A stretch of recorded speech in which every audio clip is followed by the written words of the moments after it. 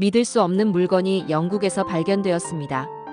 바로 런던의 한 귀족 저택 지하실에서 발견된 정체불명의 고운 옷 한 벌이었어요. 궁중 문양과 황금실, 그리고 정교한 자수가 새겨진 신비로운 의상이었죠. 이 옷은 일본 것도 중국 것도 아닌데요. 하지만 정말 충격적인 건 따로 있었어요. 그 옷 속에서 나온 한 장의 편지였거든요. 100년 전 조선 왕비가 손으로 직접 쓴 마지막 목소리였어요. 일제강점기라는 절망적인 순간에 자신의 분노와 슬픔을 담아 쓴 편지였죠. 저는 그 순간까지만 해도 조선이라는 나라를 제대로 알지 못했어요.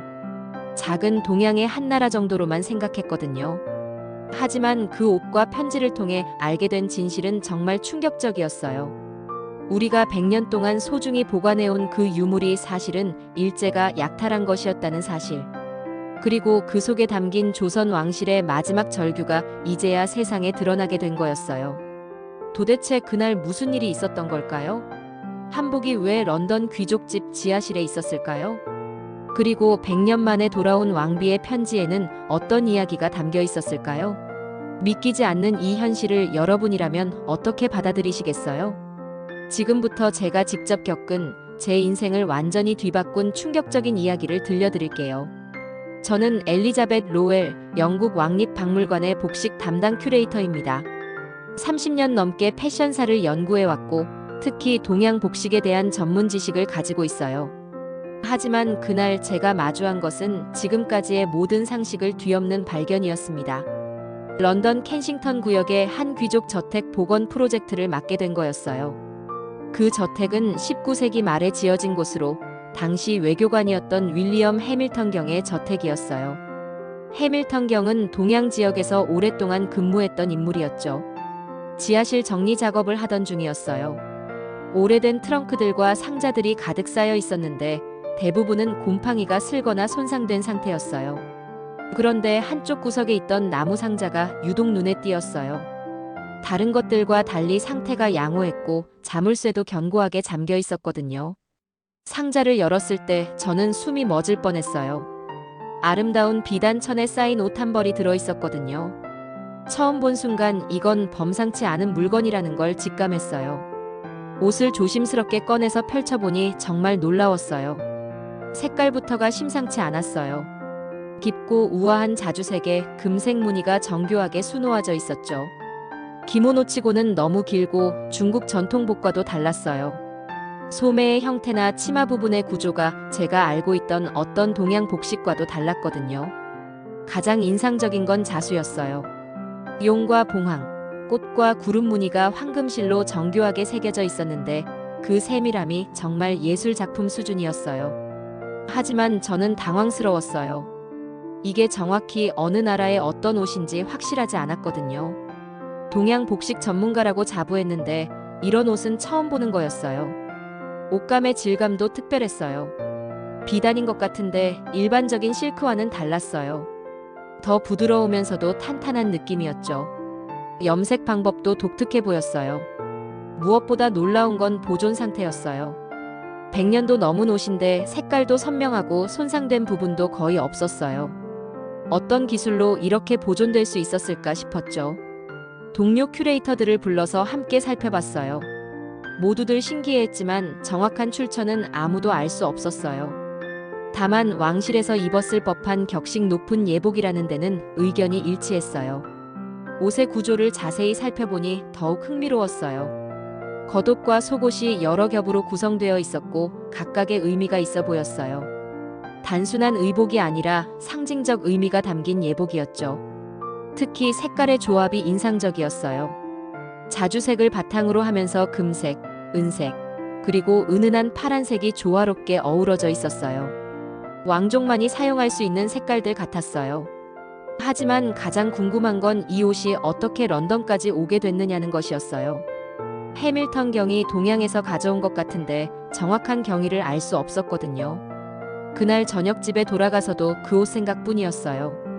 지금까지 본 어떤 동양 복식보다도 정교하고 아름다웠는데 정체를 알 수 없다는 게 너무 답답했어요. 인터넷으로 자료를 찾아봤지만 비슷한 옷을 찾을 수 없었어요.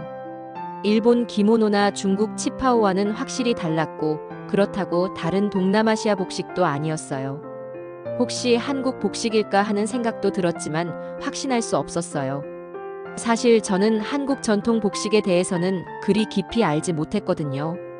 주로 일본과 중국 쪽을 연구해 왔으니까요.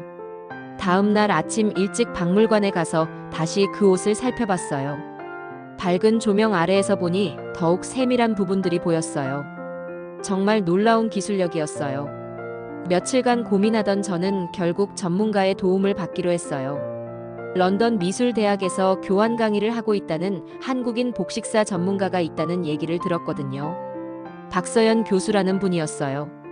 한국 전통 복식 전문가로 국제적으로도 인정받는 학자라고 했어요. 저는 즉시 연락을 드렸어요.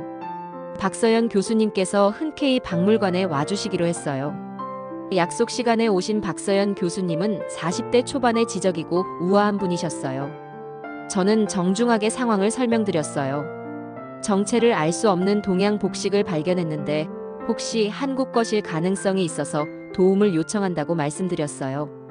박서연 교수님을 수장고로 안내해서 그 옷을 보여드렸어요.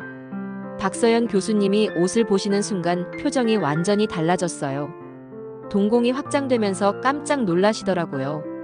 이건 조선 왕비의 예복이에요. 그것도 순종 황후 시절의 것 같습니다. 박서연 교수님의 첫마디가 정말 충격적이었어요. 저는 믿을 수 없었거든요. 조선이요? 그런 작은 나라가 이런 수준의 왕실 옷을 만들었다고요? 솔직히 말해서 저는 조선에 대해 별로 아는 게 없었어요. 그냥 일본에 병합된 작은 나라 정도로만 알고 있었죠. 박서연 교수님이 제 반응을 보시고는 살짝 웃으시더라고요. 그리고 옷을 더 자세히 살펴보기 시작하셨어요. 마치 오래된 친구를 만난 것처럼 정성스럽게 만져보시는 모습이었어요. 교수님이 옷의 각 부분을 설명해 주시기 시작했어요. 이 자주색은 자주염이라고 해서 왕족만 사용할 수 있는 색깔이에요. 그리고 이 금실 자수는 궁중 장인들의 최고 기술이 집약된 거예요. 정말 놀라운 건 교수님이 옷의 구조를 정확히 아신다는 것이었어요. 저고리와 치마의 비율, 소매의 길이, 색깔의 조합까지 모든 것에 의미가 있다고 하시더라고요. 박서연 교수님이 옷 내부를 살펴보시더니 더욱 흥미로운 것들을 발견하셨어요. 안감에 새겨진 작은 휘장들과 간물 염색의 흔적들이었어요. 이 휘장은 순종 황후의 개인 문장이에요. 그리고 이 염색 방법은 조선 왕실에서만 사용하던 특별한 기법이죠. 교수님의 설명을 들으니 정말 신기했어요. 하지만 저는 여전히 의심스러웠어요. 정말 그런 작은 나라에서 이렇게 정교한 옷을 만들 수 있었을까요? 일본이나 중국의 영향을 받은 건 아닐까요? 그때 박서연 교수님이 옷의 한쪽 소매 안쪽을 조심스럽게 펼쳐 보이셨어요. 거기에 작은 비단 주머니가 숨겨져 있었는데 저는 전혀 눈치채지 못했던 부분이었어요. 교수님이 그 주머니를 열어보시니 안에서 한지로 된 편지 한 장이 나왔어요. 한글로 쓰여진 편지였는데 교수님의 손이 떨리기 시작하더라고요. 이건 순종 황후가 직접 쓰신 편지예요. 을사늑약 이후 왕실이 몰락해갈 때 쓰신 것 같아요. 박서연 교수님의 목소리에 감정이 실려 있었어요. 편지를 읽어주시는 교수님의 목소리가 점점 떨리기 시작했어요. 왕비의 절망과 분노, 그리고 조선에 대한 사랑이 그대로 담겨 있었거든요. 이 옷은 내 분노와 절망, 그리고 조선의 아름다움을 담은 마지막 유산입니다. 편지의 한 구절이었는데 들으면서 저도 가슴이 먹먹해졌어요. 박서연 교수님이 설명해 주시길 을사늑약 이후 일제가 조선 왕실의 보물들을 체계적으로 약탈했다고 하시더라고요. 이 옷도 그때 빼앗긴 것 중 하나의 가능성이 높다고 했어요. 그럼 우리가 훔친 거였다고요? 저는 충격을 받았어요. 100년 동안 영국이 소중히 보관해온 이 유물이 사실은 불법적으로 약탈된 것이었다니요. 박서연 교수님도 마찬가지로 충격받은 표정이셨어요. 하지만 동시에 기뻐하시는 것 같기도 했어요. 100년 만에 조선 왕실의 마지막 유산을 찾은 거니까요. 그날 저녁 저는 박서연 교수님과 함께 편지의 내용을 더 자세히 살펴봤어요. 한글을 읽을 수 없는 저를 위해 교수님이 정성스럽게 번역해 주셨어요. 편지는 1907년 을사늑약이 체결된 직후에 쓰여진 것이었어요. 조선이 일본의 보호국이 되면서 왕실의 권위가 완전히 실추된 절망적인 시기였죠. 왕비는 편지에서 자신의 심정을 솔직하게 토로하고 있었어요. 나라를 잃은 슬픔, 백성들에 대한 미안함, 그리고 조선 문화가 사라질 것에 대한 두려움까지요. 특히 인상적이었던 부분은 이옷에 대한 설명이었어요. 왕비는 이 예복을 조선의 마지막 자존심이라고 표현했어요. 일본이 모든 것을 빼앗아가도 이만큼은 지키고 싶다고 했죠. 편지에는 당시 상황이 얼마나 절망적이었는지가 생생하게 드러나 있었어요. 일본인들이 궁궐에 들어와서 보물들을 마음대로 가져가는 모습도 묘사되어 있었고요. 왕비는 편지에서 이 옷을 안전한 곳에 숨겨달라고 부탁하고 있었어요. 언젠가 조선이 다시 일어설 때까지 보관해달라는 간절한 부탁이었죠. 박서연 교수님이 설명해 주시길, 당시 일제는 조선 왕실의 문화유산을 체계적으로 약탈했다고 하시더라고요. 그리고 일부는 서구 외교관들에게 선물로 주기도 했다고 했어요. 아마 해밀턴 경도 그런 경로로 이 옷을 받았을 가능성이 높다는 게 교수님의 추정이었어요. 당시 영국은 일본과 동맹 관계였고 조선 문제에는 관심이 없었거든요. 편지를 다 읽고 나니 저는 복잡한 심정이었어요. 이 아름다운 옷이 사실은 한 나라의 마지막 울음소리였던 거예요. 왕비의 절망적인 마음이 고스란히 담겨 있었죠. 박서연 교수님도 눈물을 글썽이시며 말씀하셨어요. 100년 만에 왕비의 마지막 편지를 읽게 되다니 정말 기적 같은 일이에요. 이건 단순한 옷이 아니라 역사의 증언이에요. 저는 물어봤어요. 그럼 이 옷을 어떻게 해야 할까요? 박서연 교수님은 주저없이 대답하셨어요. 당연히 한국으로 돌려보내야죠. 이건 한국의 소중한 문화유산이에요. 하지만 저는 걱정이 됐어요. 영국 왕립박물관이 쉽게 동의할까요? 100년 동안 우리가 보관해온 유물을 그냥 돌려준다는 게 가능할까요? 박서연 교수님은 단호하셨어요. 이건 정의의 문제예요.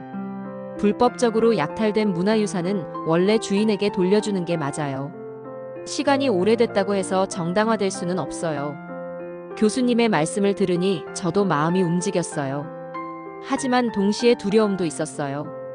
이 일이 공개되면 큰 파장이 일 것 같았거든요.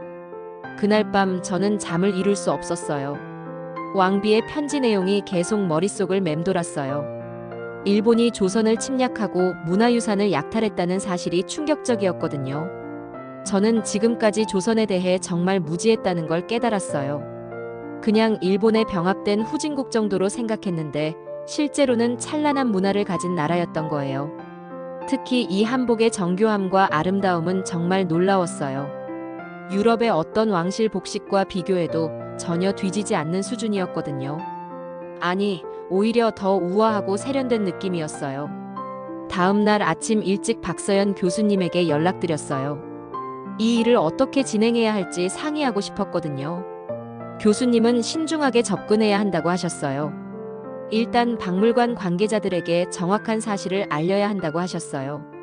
그리고 한국 정부에도 이 사실을 알려서 공식적인 반환 절차를 밟아야 한다고 하시더라고요. 저는 박물관 관장님께 상황을 보고 드렸어요. 관장님은 처음에는 믿기 어렵다는 반응이셨어요. 정말 확실한 거냐고 여러 번 물어보시더라고요. 박서연 교수님이 직접 관장님께 상세한 설명을 드렸어요. 옷의 구조와 재질, 자수 기법, 그리고 편지의 내용까지 모든 것이 순종 황후의 예복임을 증명한다고 하셨어요. 며칠 후 박물관 이사회가 긴급히 소집됐어요. 이 한복 반환 문제를 논의하기 위해서였죠. 저는 박서연 교수님과 함께 이사회에서 발표를 하게 됐어요. 이사회 멤버들의 반응은 예상보다 훨씬 부정적이었어요. 특히 이사장인 윌리엄 체스터경의 반응이 가장 강했어요. 이건 100년 전 거래로 넘어온 합법적 수집품입니다.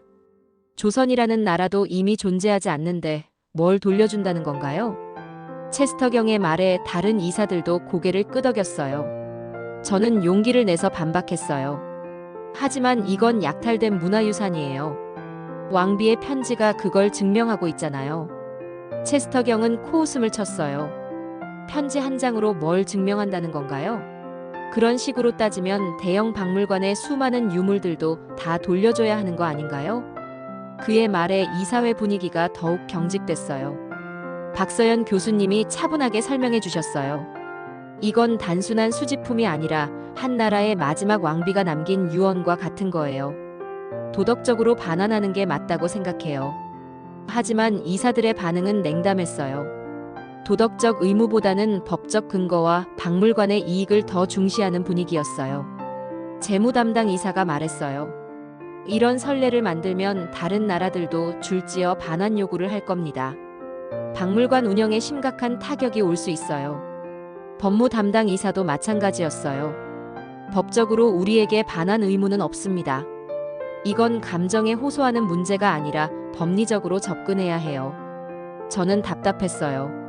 이들에게는 문화유산의 진정한 가치보다 박물관의 체면과 이익이 더 중요한 것 같았거든요. 회의가 끝나고 박서연 교수님과 함께 나오면서 저는 절망감을 느꼈어요. 이런 식으로는 절대 반환이 불가능할 것 같았어요. 박서연 교수님이 위로해 주셨어요. 포기하지 마세요. 진실은 언젠가 밝혀지게 되어 있어요. 우리가 할 수 있는 모든 방법을 시도해 봐야 해요. 그때 교수님이 제안하신 게 언론을 통한 여론 형성이었어요. 이 이야기를 세상에 알려서 국제적인 관심을 받으면 박물관도 무시할 수 없을 거라고 하셨어요. 저는 처음에는 망설였어요. 박물관에서 일하는 입장에서 언론에 나서는 게 부담스러웠거든요. 하지만 왕비의 편지를 읽고 나니 이건 반드시 해야 할 일이라는 생각이 들었어요. 박서연 교수님이 먼저 한국 언론에 이 소식을 알렸어요. 한국에서는 폭발적인 반응이 일었어요. 100년 만에 발견된 순종 황후의 예복이라는 소식에 온 나라가 들썩였어요. 한국의 주요 방송사들이 이 뉴스를 대대적으로 보도했어요. 그리고 곧바로 영국 언론들도 관심을 보이기 시작했어요. BBC에서 가장 먼저 연락이 왔어요. 이 이야기를 다큐멘터리로 만들고 싶다고 했어요. 저는 고민 끝에 인터뷰에 응하기로 했어요. BBC 인터뷰에서 저는 왕비의 편지 내용과 한복의 가치에 대해 상세히 설명했어요. 이건 단순한 옷이 아니라 역사의 증인이라고 강조했어요. 인터뷰가 방송된 후 반응이 폭발적이었어요. 영국 내에서도 찬반 의견이 팽팽히 맞섰지만 젊은 세대를 중심으로 반환을 지지하는 목소리가 높아졌어요. 가디언지에서는 문화유산 반환의 윤리성에 대한 심층 기사를 냈어요. 타임즈에서는 반대 입장에서 박물관의 수집 권리를 옹호하는 기사를 실었어요. 하지만 가장 큰 파장은 소셜미디어에서 일어났어요. 한국의 젊은 네티즌들이 해시태그 운동을 시작했고 이것이 전 세계로 확산됐어요. 특히 한국의 유명 유튜버들이 이 사건을 다루면서 국제적인 관심이 폭증했어요. 순종 황후의 이야기와 일제강점기의 역사가 세계에 알려지기 시작했어요. 저는 이런 반응을 보면서 놀랐어요. 한국 사람들이 자신들의 문화유산에 대해 이렇게 뜨거운 관심을 가지고 있다는 걸 몰랐거든요. 그들에게는 단순한 옷이 아니라 조상들의 혼이 담긴 소중한 유산이었던 거예요. CNN에서도 특집 뉴스로 다뤘어요. 동양의 문화유산이 서구 박물관에 얼마나 많이 보관되어 있는지, 그리고 반환 논의가 왜 중요한지에 대한 심도 있는 보도였어요. 프랑스 르몽드지는 더욱 날카로운 관점에서 접근했어요. 서구 제국주의의 문화적 약탈이라는 제목으로 이 사건의 역사적 맥락을 분석했어요. 독일 슈피겔지에서는 박물관의 딜레마라는 제목으로 기사를 냈어요. 문화유산 보존과 원소유권 사이의 갈등을 균형 있게 다룬 내용이었어요. 이런 국제적 관심 속에서 영국 정부도 움직이기 시작했어요. 외무부에서 이 문제에 대한 정부 입장을 묻는 질의가 들어오기 시작했어요. 한국 정부에서도 공식적인 반환 요청서를 보냈어요. 외교부를 통해 정중하지만 단호한 어조로 문화유산 반환을 요구한 거였어요. 박물관 이사회는 이런 상황에 당황했어요. 처음에는 무시하려 했지만 국제적인 압박이 계속 커지자 재검토할 수밖에 없었어요. 체스터경은 여전히 완강했어요. 이런 감정적 압박에 굴복해서는 안 됩니다. 박물관의 권위가 실추될 거예요. 하지만 다른 이사들은 조금씩 마음이 흔들리기 시작했어요. 특히 젊은 이사들 사이에서는 반환을 지지하는 목소리가 나오기 시작했어요. 시대가 변했다는 걸 인정해야 한다는 의견이었어요. 저는 이런 변화를 보면서 희망을 느꼈어요. 비록 시간이 걸리더라도 결국 옳은 방향으로 가고 있다는 생각이 들었거든요. 언론 보도가 계속되면서 한복에 대한 관심도 폭증했어요. 이제 사람들은 단순히 반환 문제뿐만 아니라 한복 자체의 아름다움과 가치에 주목하기 시작했어요. 패션 전문지들에서 앞다투어 한복 특집을 내기 시작했어요. 보그에서는 조선 왕실 복식의 미학이라는 제목으로 심층 기사를 냈어요. 저는 이런 기사들을 준비하면서 한복에 대해 더 깊이 연구하게 됐어요. 박서연 교수님의 도움으로 한복의 구조와 의미를 자세히 알아갔어요.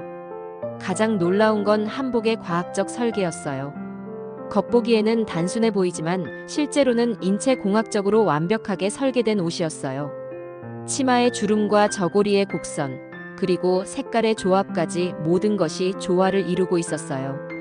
서양의 코르셋 드레스와는 완전히 다른 철학이 담겨 있었죠.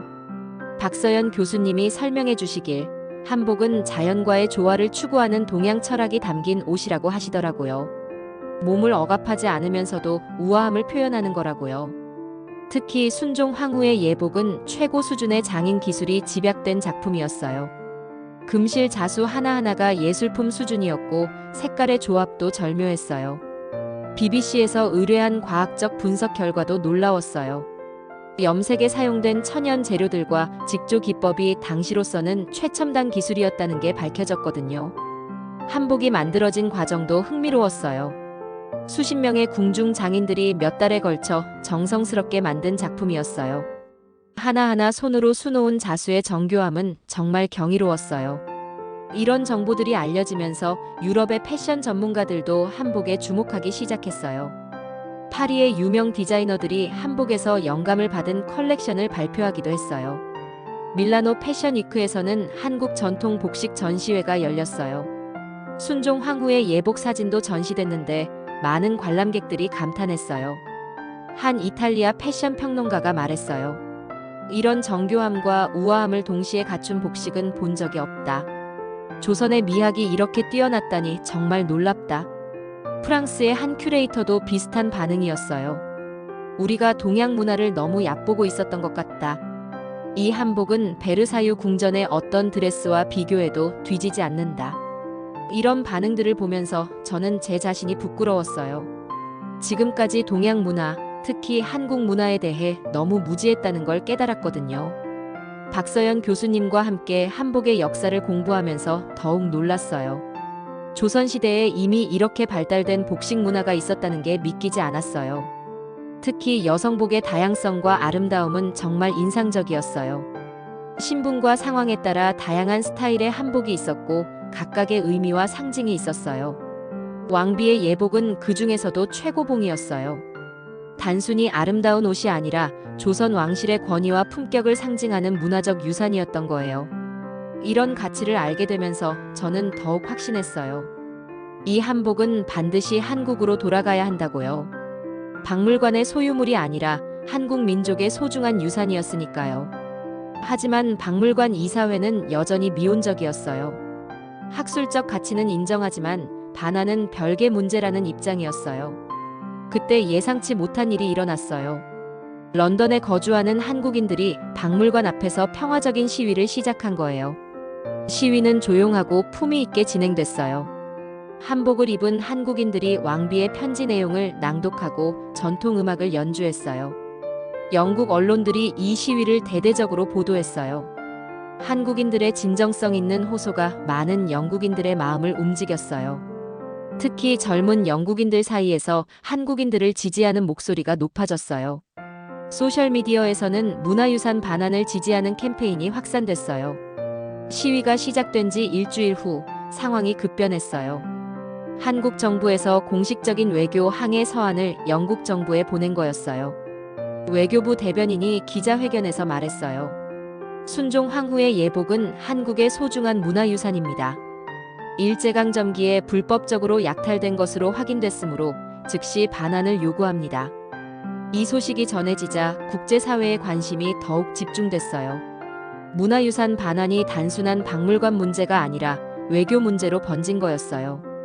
유네스코에서도 성명을 발표했어요. 불법적으로 약탈된 문화유산은 원소유국에 반환되어야 한다는 원칙을 재확인했어요. 영국 의회에서도 이 문제가 논의되기 시작했어요.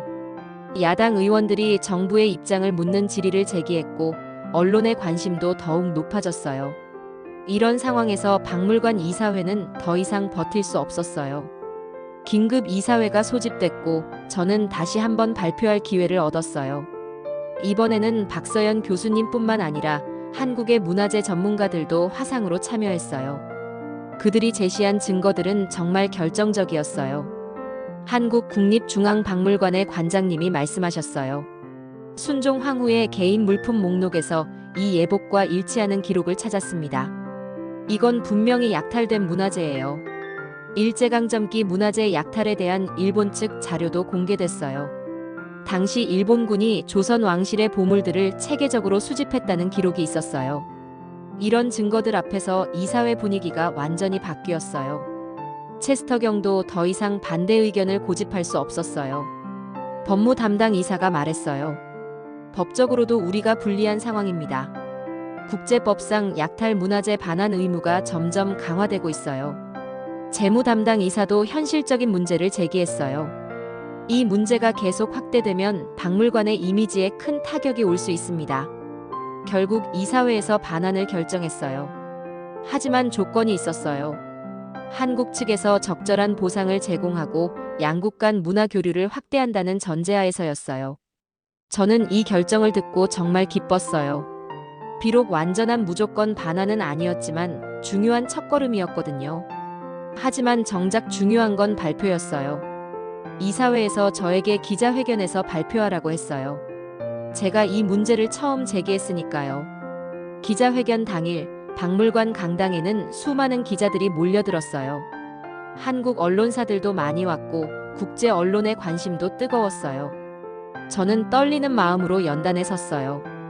그리고 지난 몇 개월간의 경험을 되돌아보며 천천히 말을 시작했어요. 제가 틀렸습니다. 처음에 저는 조선이라는 나라와 그들의 문화를 제대로 이해하지 못했어요. 하지만 순종 황후의 예복과 편지를 통해 깨달았습니다. 저는 계속 말했어요. 이건 단순한 옷이 아닙니다. 한 나라의 마지막 왕비가 남긴 절규이고 조선 문화의 마지막 증언이에요. 우리는 이걸 지켜만 있을 게 아니라 주인에게 돌려줘야 해요. 그리고 이건 돌려드려야 합니다. 이게 제가 내린 결론이었어요. 기자회견장이 조용해졌다가 박수가 터져 나왔어요. 한국 기자가 질문했어요. 개인적으로 어떤 변화를 겪으셨나요? 저는 솔직하게 대답했어요. 제가 얼마나 무지했는지 깨달았어요. 그리고 진정한 문화의 가치가 무엇인지 배웠습니다. 영국 기자도 물어봤어요. 다른 약탈 문화재들은 어떻게 하실 건가요? 저는 신중하게 대답했어요. 하나하나 검토해서 올바른 방향으로 가야 한다고 생각해요.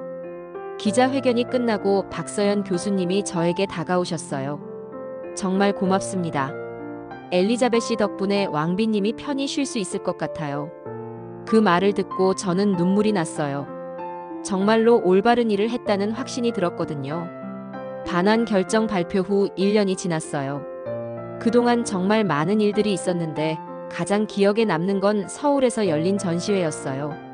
한국국립중앙박물관에서 순종 황후의 예복을 특별 전시한다고 해서 저도 초청받았어요. 100년 만에 고향으로 돌아온 왕비의 옷을 보러 가는 길이었어요. 서울에 도착했을 때 공항에서부터 느낌이 달랐어요. 한국 사람들이 저를 알아보고 감사 인사를 해주시는 거였어요. 정말 감격스러웠어요. 박물관에 도착해서 전시장에 들어갔을 때 저는 말문이 막혔어요. 순종 황후의 예복이 정말 아름답게 전시되어 있었거든요. 런던에서 볼 때와는 완전히 다른 느낌이었어요. 마치 제자리를 찾은 것처럼 자연스럽고 평화로워 보였어요. 전시장에는 정말 많은 사람들이 왔어요. 할머니부터 어린 아이들까지 모든 연령대의 한국인들이 왕비의 옷을 보러 온 거였어요. 한 할머니가 예복 앞에서 눈물을 흘리시는 모습을 봤어요. 옆에 있던 손녀가 할머니께 왜 우시냐고 물어보니 할머니가 이렇게 대답하시더라고요. 우리 왕비님이 돌아오셨구나. 100년 만에 집으로 돌아오셨어. 그 말을 듣고 저도 울컥했어요. 전시회 개막식에서 저는 특별 연설을 하게 됐어요. 한국어로는 할 수 없어서 영어로 했는데 통역사가 정성스럽게 번역해 주셨어요. 저는 말했어요. 이 옷은 단순한 유물이 아닙니다. 한국 민족의 정신이 담긴 소중한 유산이에요. 이제야 제자리를 찾았습니다. 청중들의 박수가 정말 뜨거웠어요. 특히 젊은 한국인들이 열광적으로 박수를 쳐주었어요. 개막식 후 한국문화재청장님과 만날 기회가 있었어요. 장관님이 정말 감사하다고 하시면서 이런 제안을 해주셨어요. 런던에 한국 전통문화 전시관을 만들어 보는 게 어떨까요? 영국인들에게 한국 문화를 제대로 알릴 수 있는 기회가 될 것 같아요. 저는 그 제안에 깜짝 놀랐어요. 정말 좋은 아이디어라고 생각했거든요. 문화 교류의 새로운 모델이 될 수 있을 것 같았어요.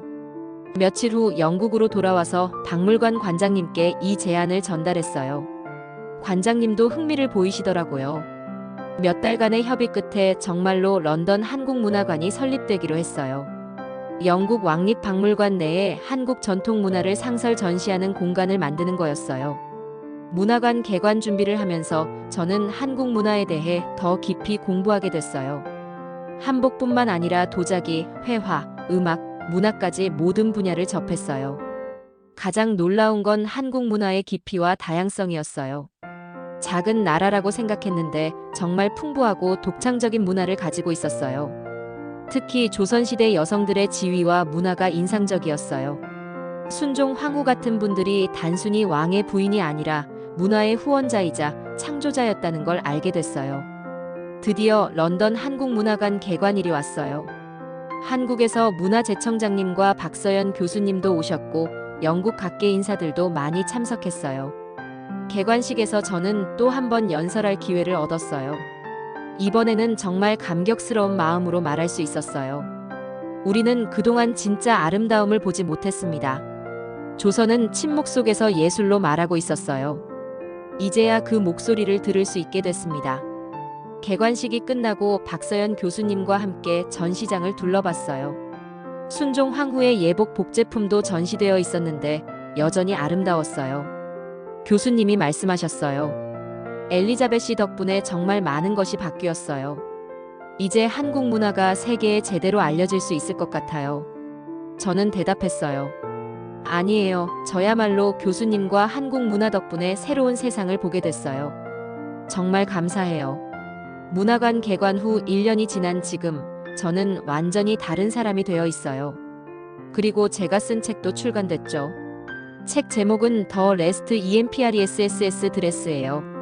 왕비의 마지막 옷이라는 뜻이죠. 순종 황후의 예복을 통해 제가 겪은 모든 경험을 담았어요. 출간 전에 박서연 교수님께 원고를 보내드렸어요. 교수님이 정말 좋아하시면서 서문을 써주시겠다고 하셨어요. 책이 출간되자마자 베스트셀러가 됐어요. 영국뿐만 아니라 유럽 전역에서 인기를 끌었고 곧바로 여러 언어로 번역됐어요. 특히 한국에서의 반응이 뜨거웠어요. 한국어 번역본이 나오자마자 수많은 독자들이 관심을 보였어요. 한국의 한 독자가 보내준 편지가 특히 기억에 남아요. 외국인이 우리 문화를 이렇게 깊이 이해해주다니 정말 감동적이에요. 왕비님도 기뻐하실 거예요. BBC에서는 제 이야기를 바탕으로 다큐멘터리를 제작했어요. 전이 어브 더 레스트 엠프레스라는 제목으로 한복의 여행과 제 변화 과정을 담았어요. 다큐멘터리가 방송된 후 정말 많은 반응이 있었어요. 특히 젊은 시청자들이 한국 문화에 관심을 가지게 됐다는 피드백이 많았어요. 넷플릭스에서도 연락이 왔어요. 이 이야기를 드라마로 만들고 싶다고 하더라고요. 아직 구체적으로 결정된 건 없지만 검토해보고 있어요. 가장 기쁜 건 런던 한국문화관의 성공이에요. 개관 후 지금까지 수십만 명의 관람객이 다녀갔어요. 특히 젊은 영국인들의 관심이 높아요. 문화관에서는 정기적으로 한국 문화 체험 프로그램도 운영해요. 한복 입기, 전통 음식 만들기, 한글 배우기 등 다양한 활동이 있어요. 지난주에는 한국에서 온 전통 무용단의 공연도 있었어요. 궁중 무용을 추는 모습을 보면서 순종 황후 시대의 모습을 상상해봤어요. 저는 이제 정기적으로 한국을 방문해요. 한국 문화에 대해 더 배우고 문화 교류 프로그램도 기획하고 있어요. 최근에는 한국어 공부도 시작했어요. 아직 어렵지만 한국 문화를 더 깊이 이해하려면 언어도 알아야 한다고 생각해요. 한국의 젊은 큐레이터들과도 많은 교류를 하고 있어요. 그들에게서 한국 문화의 현재와 미래에 대해 배우고 있어요. 특히 인상적인 건 한국 젊은이들의 전통 문화에 대한 관심이에요. 옛것을 보존하면서도 현대적으로 해석하려는 노력이 정말 멋져요. 얼마 전에는 순종 황후의 예복에서 영감을 받은 현대 한복 디자이너의 작품을 봤어요. 전통의 아름다움을 현대적으로 재해석한 정말 멋진 작품이었어요. 이런 모습들을 보면서 저는 확신해요. 한국 문화는 과거의 유물이 아니라 살아있는 문화라는 걸요. 계속 발전하고 진화하는 역동적인 문화예요. 제 책의 마지막 부분에서 이렇게 썼어요. 조선의 아름다움은 이제 세계가 증명합니다. 순종 황후의 예복이 런던에서 서울로 돌아간 여행은 단순한 물건의 이동이 아니었어요. 그건 문화 간의 이해와 소통, 그리고 과거의 상처를 치유하는 과정이었어요. 저에게는 무지에서 깨달음으로, 편견에서 존중으로 가는 여행이었고요. 지금도 가끔 서울 박물관에 전시된 순종 황후의 예복 사진을 봐요. 그때마다 처음 런던 지하실에서 발견했던 순간이 떠올라요. 그때는 몰랐지만 그 순간이 제 인생을 완전히 바꾼 전환점이었어요. 한 벌의 옷이 저에게 새로운 세상을 열어준 거였죠. 앞으로도 저는 이 일을 계속할 거예요. 문화 간의 다리 역할을 하면서 서로 다른 문화가 이해하고 존중할 수 있도록 돕고 싶어요. 그리고 언젠가는 순종 황후의 다른 유품들도 찾을 수 있을 거라고 믿어요. 세계 곳곳에 흩어진 한국의 문화유산들이 하나씩 고향으로 돌아갈 수 있도록 노력할 거예요. 마지막으로 순종 황후께 감사 인사를 드리고 싶어요. 100년 전에 남겨주신 편지 덕분에 저는 진정한 문화의 가치를 배울 수 있었어요.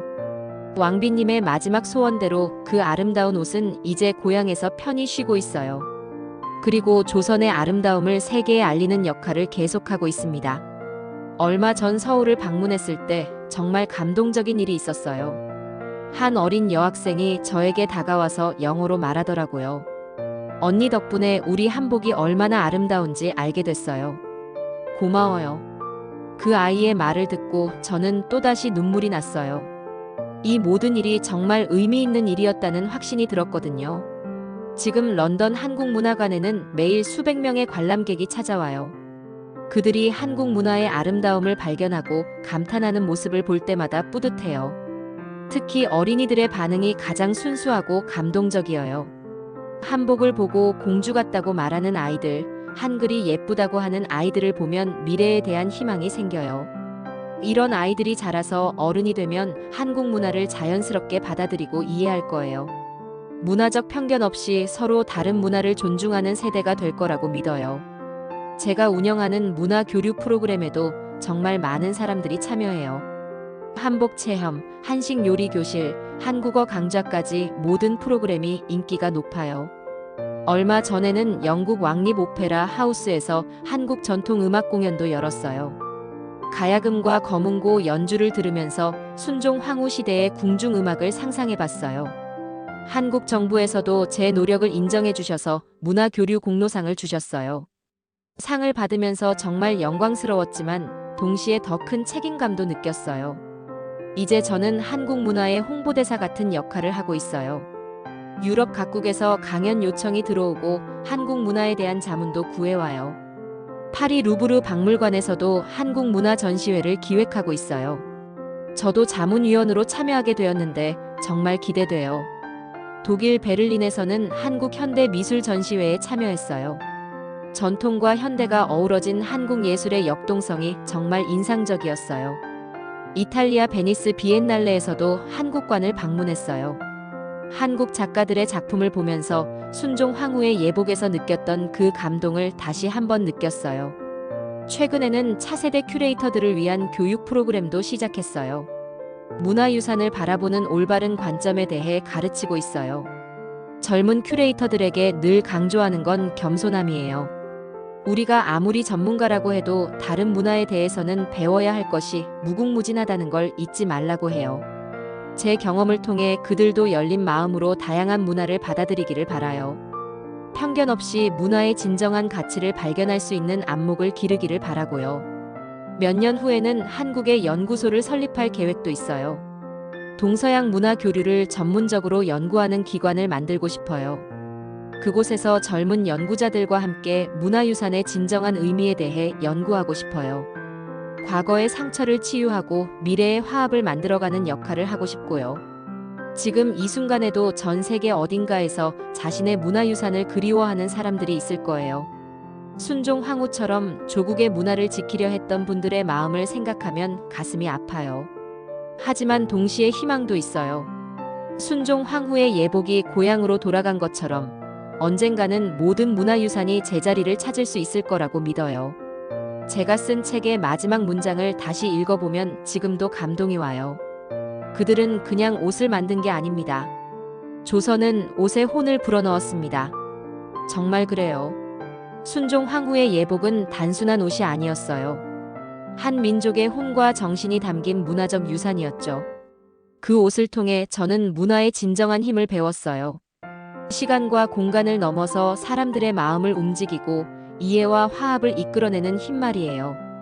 앞으로도 저는 이런 힘을 믿고 계속 일해 나갈 거예요. 문화가 가진 치유의 힘, 소통의 힘을 통해 더 나은 세상을 만들어가고 싶어요.